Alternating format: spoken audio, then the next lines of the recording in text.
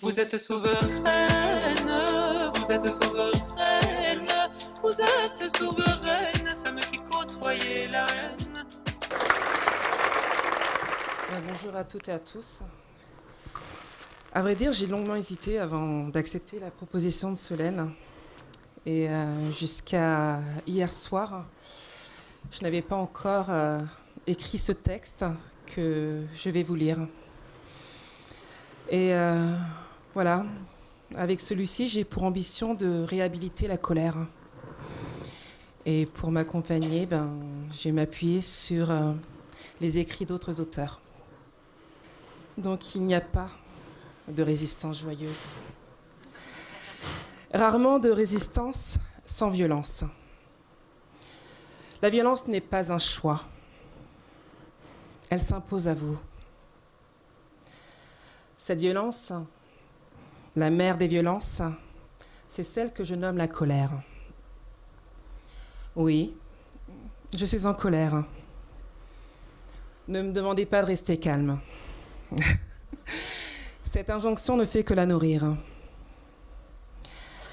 Je suis en colère et ma colère est légitime. La colère est l'une des réponses instinctives et immédiates à l'injustice. La colère précède l'action. Il n'y a pas d'action, pas de changement sans colère. La colère devance une éventuelle résignation. Massérédin Sira, ma mère, était en colère. Et je le suis à mon tour. Comment faire l'économie quand vous n'êtes rien ou si peu, dans un monde fait par quelques-uns pour ces quelques-uns? Quand vous n'êtes rien ou si peu dans la hiérarchie des hommes? Quand les vôtres sont des corps laborieux, des corps que l'on exploite de génération en génération, ici et là-bas. Selon la philosophe américaine Judith Butler, les miens sont des vies non dignes de chagrin, des individus que l'on sacrifie au bénéfice des vies bonnes. Car le politique s'adapte en permanence pour assurer la pérennisation d'un système économique qui se nourrit avant tout de l'exploitation des corps non blancs. Massérédin Sira, ma mère, est morte prématurément car lutter pour ne pas perdre sa dignité épuise. Parce qu'il a fallu batailler près de 10 ans pour que l'institution judiciaire la reconnaisse comme victime de l'incendie criminel qui lui coûta son mari et sa fille. Massérédin Sira est morte prématurément car plusieurs décennies durant, elle a dû se plier en deux pour nettoyer la crasse d'inconnus afin que mon frère et moi ne manquions de rien. Massérédin Sira est morte prématurément parce qu'elle n'a eu de cesse de s'inquiéter pour ses 2 enfants encore vivants. Nos morts ne sont pas les enfants de rien ni de personne. Nos morts s'inscrivent dans une histoire, une filiation. Ils étaient des hommes. Ma colère est légitime, car le noir de ma peau en France est politique. Mon corps tout entier est politique. Mon existence en tant que femme noire née au sein de la classe laborieuse est politique. Le politique détenant entre ses mains mes conditions d'existence. À noter que la classe n'efface pas la race. L'auteur américain James Baldwin, dans son livre « La prochaine fois, le feu », écrivait « Toutes les nations occidentales se sont empêtrées dans un mensonge, celui de leur prétendu humanisme. Ce qui veut dire que leur histoire n'a aucune justification morale, que l'Occident n'a aucune autorité morale. Je suis peut-être infâme, déclare l'un des personnages de Dostoïevski. Mais je ne crois pas aux chariots qui apportent du pain à l'humanité, car les chariots qui apportent du pain à l'humanité peuvent très froidement empêcher une partie considérable de cette humanité de profiter de ce qu'ils apportent. Pendant très longtemps, l'Amérique a prospéré. Cette prospérité a coûté la vie à des millions de personnes. Aujourd'hui, même ceux qui bénéficient le plus spectaculairement de cette prospérité ne sont pas capables d'en supporter les avantages. Ils ne peuvent ni les comprendre, ni s'en passer. Par-dessus tout, ils ne peuvent s'imaginer le prix payé par leurs victimes ou leurs sujets pour rendre possible cette façon de vivre. De ce fait, ils ne peuvent s'imaginer pourquoi les victimes se révoltent. Longtemps, j'ai tenté de faire taire ma colère, de la circonscrire, l'éteindre, parce qu'elle abîme d'abord son hôte, parce que la colère est suspecte, elle est perçue comme dangereuse, incontrôlable, destructrice. En premier lieu, pour les tenants du statu quo.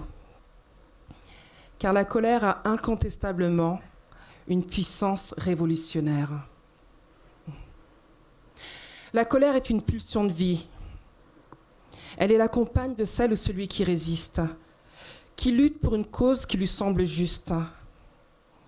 La colère est l'amie fidèle de celle ou celui qui refuse de se soumettre face à une autorité inique, face à l'injustice, pour la justice. Le diplomate et défenseur des droits de l'homme Stéphane Hessel nous met en garde. Il nous dit qu'il y a plus dangereux que la colère. Le réel danger réside dans l'indifférence. Je reprends ces mots à mon compte. Qu'est-ce que l'indifférence ? Étymologiquement, le mot ne signifie pas de différence. Un état étrange et contre nature dans lequel les lignes s'estompent entre lumière et obscurité, crépuscule et aube, crime et punition, cruauté et compassion, bien et mal. Bien sûr, l'indifférence peut être tentante, plus que cela séduisante. Il est tellement plus facile de détourner le regard des victimes. Il est tellement plus facile d'éviter des interruptions aussi grossières de notre travail, de nos rêves, de nos espoirs. Il est, après tout, embarrassant, gênant d'être impliqué dans la douleur et le désespoir d'une autre personne. Pourtant, pour celui qui est indifférent, son prochain n'a aucune importance et par conséquent, leur vie n'a aucun sens. Leur angoisse cachée ou même visible n'a aucun intérêt. L'indifférence réduit l'autre à une abstraction. D'une certaine manière, être indifférent à cette souffrance est sécurant l'être humain inhumain. L'indifférence, après tout, est plus dangereuse que la colère et la haine. La colère peut être parfois créative. On écrit un grand poème, une grande symphonie, parce qu'on est en colère contre l'injustice dont on est le témoin. Mais l'indifférence n'est jamais créatrice.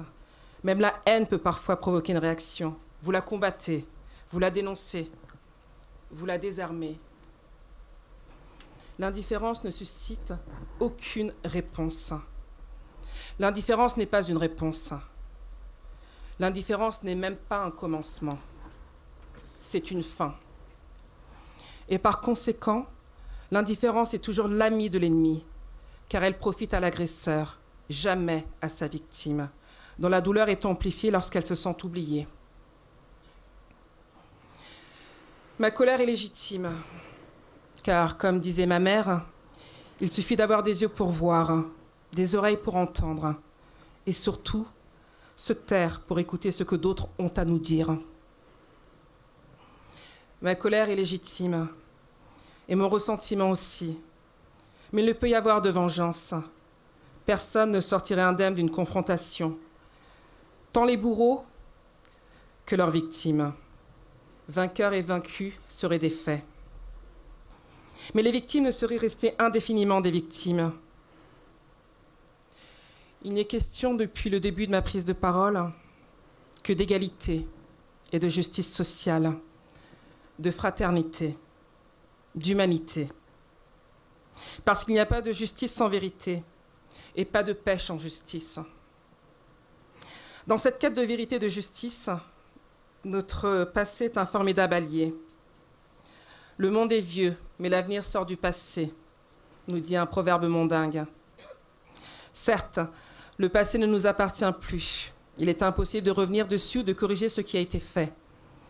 Mais nous avons le devoir d'en tirer des leçons pour éviter de refaire ce qui a été mal fait et bâtir collectivement ce qui est devant nous.